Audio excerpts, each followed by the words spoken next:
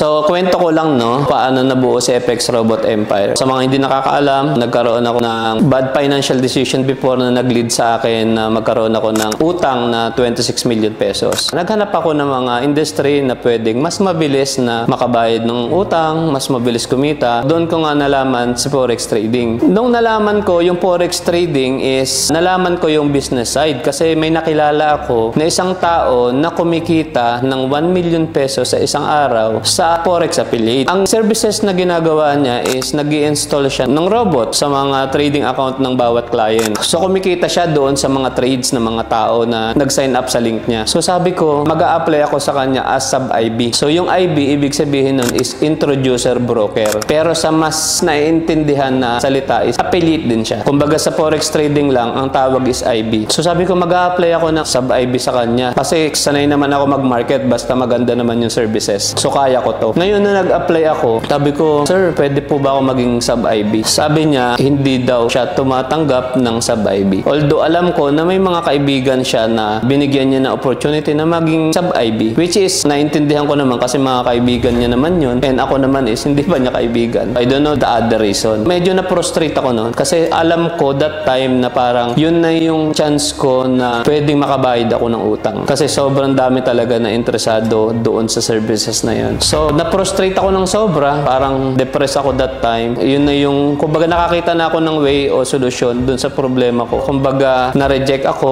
or na-decline ako. Sabi ko sa sarili ko na aaralin ko to, gagalingan ko, aalamin ko kung paano magkaroon ng ganyan. Ngayon, kapag natuto ako na magkaroon ng robot is, isi-share ko din ito sa iba na magkaroon kami ng equal opportunity. Kahit na kumikita lang ako ng sobrang liit, okay lang. Basta mahalaga is makatulong din ako sa iba. Kasi alam ko yung pakiramdam ng baon sa utang, na may problema sa pera. Nung natuto ako, dahil nga inaral ko, talagang nag-i-install din ako sa mga tao na kagaya na ginagawa nila. Pero open din ako for sub-IB. So marami din ako ng mga natulungan at medyo nakaahon din sila sa kahirapan sa pagiging sub-IB nila na paggamit noong robot ko. Sobrang dami kong natulungan that time. Then, nung nagkaroon na ulit ako ng another breakthrough, naisip ko na mag-put up ng office, which is, nandito tayo ngayon sa office ko ngayon. Ang reason, bakit ko naisip yung office na ito is alam ko na maraming mga kagaya ko na baon sa utang, lubog sa utang, may mga mataas na pangarap sila pero hindi nila alam yung way paano nila i-achieve yun. Kumbaga, naging successful na yung karamihan pero nabaon ulit sa utang at may mga tao din na naghahanap ng breakthrough nila. Hindi lang nila alam kung ano yung vehicle. Kaya nga naman, pinut up ko itong FX Robot Empire office na ito para kahit papaano, kapag nakita nila itong office na ito, sabi ko nga, lagi kong sinishare sa mga naging kaibigan ko na rin, na itong office na ito is simbolo ng maliit na ilaw sa dulo ng madilim na tunnel. Sa industry ng network marketing, sobrang dami kong naging kaibigan na naging parang close na rin kami and parang pamilya na rin yung turing ko sa kanila. That's why, kahit na di ko sila kasama ngayon sa FX Robot Empire, is pinagbubutihan ko to, pinapaganda ko ito para kapag wala na silang ibang maisip na pupuntahan, at least merong FX Robot Empire na pwede silang masilungan. Ang sabi pa nga nung ibang close friends ko rito is, yung FX Robot Empire is parang bahay ampunan ng mga taong nawala na ng pangarap sa buhay.